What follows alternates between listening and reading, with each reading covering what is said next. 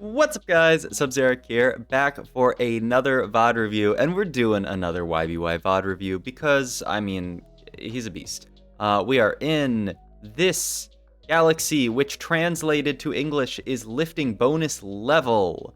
Honestly, I have no clue. I'm so sorry. I really need to. I mean, no, I don't need to do that because that would be way too much work to like get someone who knows I mean, I could just ask someone I know who knows Vietnamese. I know a few people who speak Vietnamese, so like they could probably help me. But like, am I really gonna be like, hey friend, can you translate this thing for me real quick, and then also get it back to me instantly so I can have a video? In any case, more YBY1. If you check out his LP, he's actually been slacking a bit. 1800 LP. He's actually not rank 1 global anymore because he bought 2'd. Well, I mean, these are 6, they're not even bot 2s, they're bot 3s, but whatever. He bought 4 at a few games. So funny, actually, that some people pointed out that the VOD review I did from him a few days ago, where he went 1, 1, 1, 1, 1, I think he was 5 firsts in a row, and then went 8th in his final game, and he was down LP on the day after going first, 8th. He was down LP, which just goes to show how hard it is to maintain this high of an LP. Augment-wise here, a lot of these are pretty trash. Yeah, these are all pretty awful, so I can obviously see a pretty easy reroll into all of them. And then Portable Forge is probably the only one that's very good. This one I've seen some play for, but yeah, he's pretty lucky that we got Portable Forge there because our other options were pretty terrible. We're gonna go for the Steadfast Heart Slam here and leave the belt open. This is just the best overall item in this spot, though it doesn't leave you great items open for playing around like offensive components. You're probably going to have to finish another tank item here, and you're going to be a pretty low damage board. You're going to have to hope that your Lilia plus like your Corki can kind of carry the damage of your board. But yeah, we're still going to VOD review YBY1. I still have to figure out what I'm going to title this video because I can't call him rank 1 global anymore. I guess I can just say YBY1. I mean, he's a beast. Most people should know his name by now.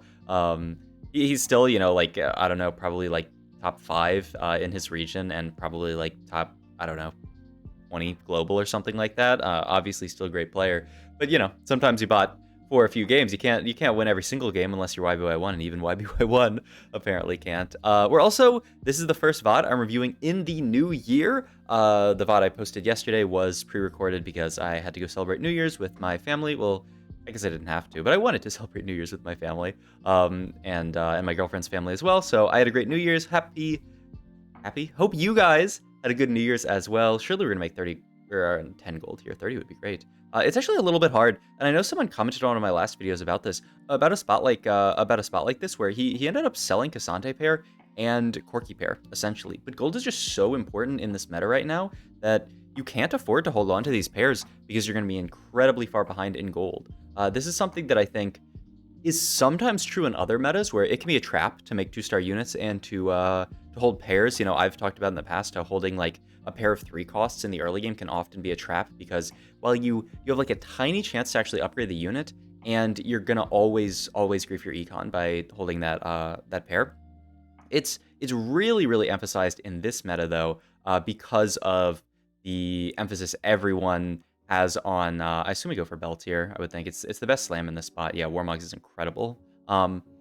Because of the emphasis everyone has on just the 4-2 roll down, right? You need to have a lot of gold on 4-2 because you can't even skip it. You know, like some games you want to like skip your 4-2 and be like, I'll just 4-5 it, and then you just take 30 damage on 4-2 and 4-3 because you're fighting people who've 4-2'd it. So you kind of have to 4-2 it, which means you need gold, which means you need to not hold superfluous pairs that, you know, like don't really do that much. But yeah, I think there was another thing that I was going to say. Oh yeah, I mean, it's the new year.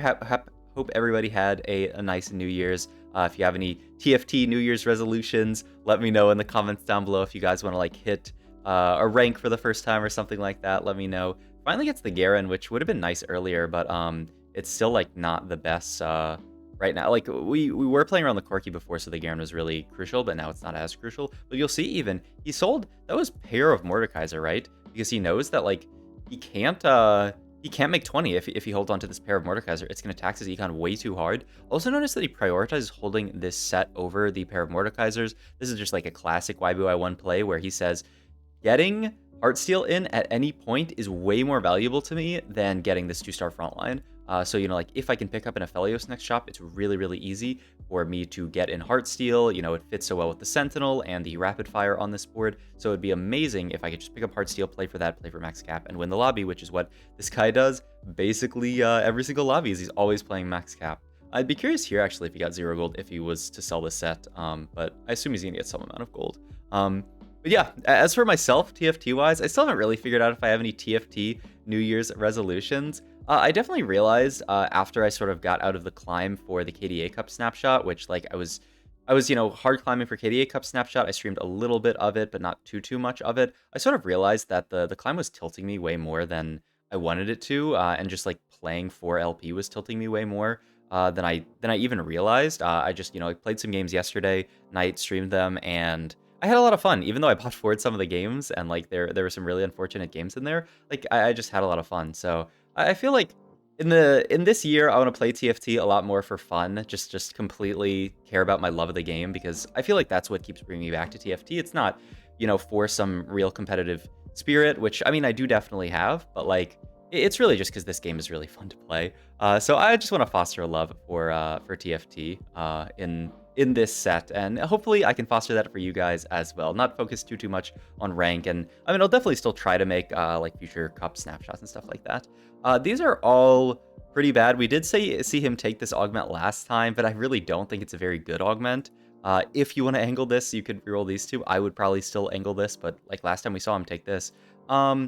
This augment here, mixed connections, it would give you a set 2 or a Cassante 2, and that's about it, because you're probably leveling for this. I don't think it's amazing here, but it's not terrible. It is econ. But I don't know, I don't really love either of these. Oh, Partial Ascension seems great in this spot. Yeah, I like Partial Ascension a lot here because we got dropped Nashor's components. It's very likely that we're going to play around Ahri this game. We do need to find a tier, which is going to be the hard part here, but we have great frontline items and Nashor's components right now, so I would not be surprised at all if this just ends up being us playing around Ahri this game. We also have the Sentinel frontline here. Notice that he didn't slam Nashor's here, which is kind of interesting to me. I was wondering if maybe he was evaluating the fight and just saying that it wouldn't... like that maybe his board was strong, but like the board he's fighting is quite strong. He didn't kill a single unit. Nashor's would have definitely helped him kill 1, maybe 2 units here. So it's interesting that he doesn't opt to slam that. I mean, I wonder if this is a YBY1 angle where he says, you know, like if I slam this item, it cuts my game plan off. I have to play around Ahri if I slam this item. And he's like scouting a bit. There's a guy with Shojin Guinsu. I wonder what that's going to be.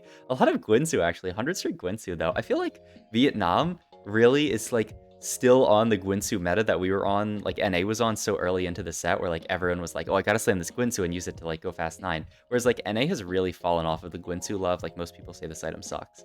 It's kind of interesting though.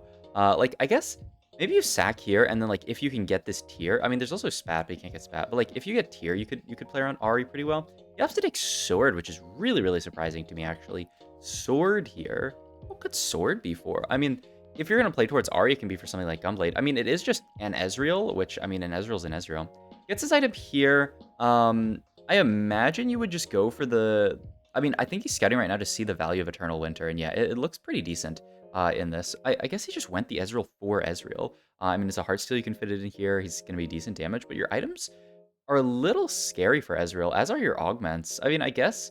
The problem is Ezreal's first cast, once you have a mana item on him... Oh, this is actually really cool, where his first cast with no mana item actually is after the Ascension proc, but that's not going to be the case for a lot of future fights once you get any kind of attack speed or mana item on him. Gets a Rod here, so still, I mean, he's got really good Ahri items. I maybe he thinks blue buff isn't that high of a prio on Ahri, but I can't imagine that's the case. But now he, like, with that drop, he does end up with a Gunblade here, which, I mean, very good with Partial Ascension, very good if we can end up playing around Ahri. So, like, it looks like a cut and dry Ahri game, but we'll see. He covered a Morello's there for a second, which would be crazy. I'm excited to see how YB1 plays out this game, especially because this is actually getting to be a kind of scary spot. He did not save much HP this stage, just because he didn't slam a damage item. His board had no damage on it. He had a lot of trouble actually killing units this stage. So he's down to 54 HP. This is not like a comfy YBY1. I'm just cruising to a first spot because I can stabilize my board here, and then like even if I lose a few fights, it's fine. Like it's a very uncomfy spot. It's dropped A tier here. Let's look at these items real quick, and then we'll also slow it down for the 4-2 reroll. So I still see something like Nashor's Gunblade, Protector's Vow, or actually it's probably Nashor's Gunblade. It'd be like Nashor's Gunblade Crown Guard and then hold the tier open, and then you could just play for Ari. What else is there? I mean, there's a lot of stuff, right? There's, the problem is getting rid of these rods, right? You could go something like Gwinsu, but it's so late in the game. I would definitely probably look at that Nashor's Gunblade idea. He's looking at potentially like Spark. Wait, did I account for the cloak in that build that I said there? I think I didn't. But there's also a cloak there, which could be Spark with that other rod. Would work perfectly fine in like an Ari comp. But yeah, we will actually slow it down. Someone said, like, asked if we could slow it down for his 4-1 roll down, and I think the 4-1 roll down is so important that, like, I think it is actually pretty smart to slow it down here. Also look at like his augment selection. So I'll slow it down right after this fight ends, because we're gonna have augment selection into 4-1. And let me know if you guys enjoy the slow it down for the roll down here.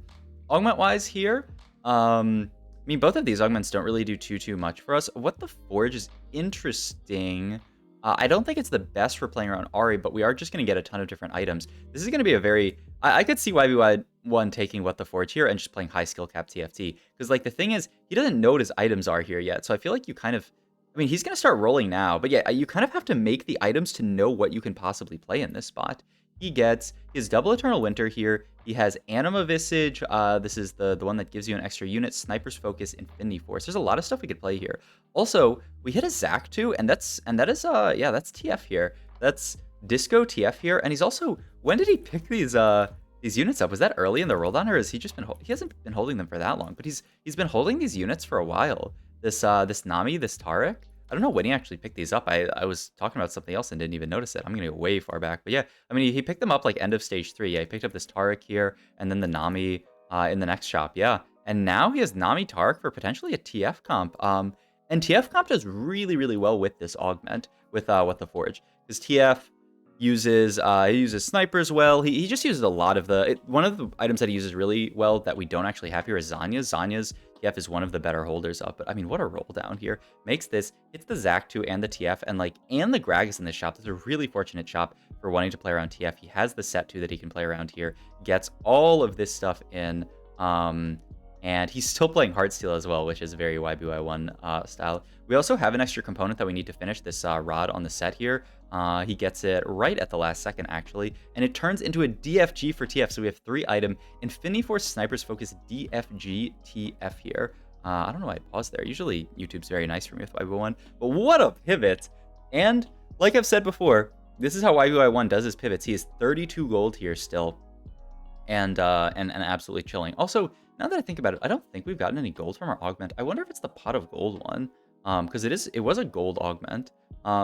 Echo tends to be what you want to go for on this board. It tends to be that we're not playing this random Cassante and this random set, and we're playing like Echo plus a Spellweaver. But leave it to YBY1 to realize that, yeah, you can fit Heartsteel onto this board. Also, really nice positioning. This fight is often very losable versus a Yone player, though they're at least not... I don't think they were Yone 3, right? This fight is often quite losable if you allow the melee carry to walk up to your TF because your main carry is here, and then you leave a really weak carry up here. But really smart, he puts his set right in front of his TF, so that set can tank for the TF. We just want what the highest cost unit is here because we are What the Forge, so it doesn't matter what item component we take. We are just getting, half of an Orin item. And at this point, I mean, we're pretty happy with this item distribution, honestly. We got basically 3 carry, 4 tank items. Keeping Heartsteel in was nice. I wonder if he's going to think about getting it now. He's looking at this Lux here, which is interesting. Lux is kind of she's a weird unit to fit into this board. Like, she's often very good. He ends up just getting Heartsteel in with the Kayn here now over the Ezreal, which is kind of cool. And yeah, we're just going to continue to play this 5 disco board. I mean, 54 HP for this phase of the game is pretty healthy. And we have the TF2, and the Zac 2 is a really important stabilizer. Zac is a unit that I think a lot of people overlook because he's on the weaker side. He's probably the weakest tank in the game right now, but he fits really well into this board. Ooh, oh my goodness. Okay, I mean, Kiana is an insane unit on this board. You usually want to end up playing around this like Echo Kiana setup. He's looking at potentially getting, he was looking at like cutting a lot of the disco units, which seems crazy to me. I definitely would like to get this Echo Kiana plus a Spellweaver package in over this 3 Heartsteel. We don't yet have a Spellweaver. I would think you could even already put Kiana in and just have her potentially farm items, but I think he's thinking the guarantee of the solid Heartsteel cash out is better than the maybe for a Kiana 1 with no items to like actually farm something, which makes sense. But yeah, I mean, look at his gold, 50 gold, 5 streak here. This is a YBY1 game if I have ever seen it. What a cool pivot into this board, which is pretty underplayed. I think it's starting to get more attention, this TF board, but it's definitely still, I would say, underplayed compared to how strong it can be in the right circumstance. He gets the Hull Crusher item here. Notably, the Disco Ball does not count as an adjacent unit for the Hull Crusher, so that's why you see here you can still Disco Ball the set here. It's a little bit awkward with the Eternal Winter because he can't get great Eternal Winter value because he's got to keep him either away from the front line or move the Zac back. But this positioning actually looks pretty solid. But yeah, he's gonna sack one more here, probably 5 to it. He needs to keep Heartsteel in for one more round to get his cash out here, so I assume we're going to do that and get whatever this medium cash out is. Hopefully it's a component. But yeah, you can level here, start rolling for something better. He actually picks up the Yorick here, which is an interesting addition. Kind of weird on this board, but I mean, it definitely works, right? And wow, he actually stops the rolling here. He just says, okay, you know what? This is good enough for now. I'll wait and see what my Heartsteel cash out is next round and then probably finish the roll down, I guess. Or maybe... I don't know. I doubt he's looking at going level 10, but I'm not sure. We'll see what YBY1 ends up doing in this spot. But yeah, I mean, look how strong his board is. He's winning every single fight with this TF board. The TF, yeah, like I said, TF with What the Forge. He didn't even get Zanya's, which is one of TF's better items, but the Sniper's Focus, even the Infinity Force is solid on him. Just so many of these items work very well onto TF. Picks up an extra TF here, maybe think of potential TF3 ideas. We end up hitting the Yorick here. The Sona definitely has to come in. I assume we're going to get Sona plus the Echo in so that we can get Spellweaver here. And the last slot is really usually going to be this Kiana.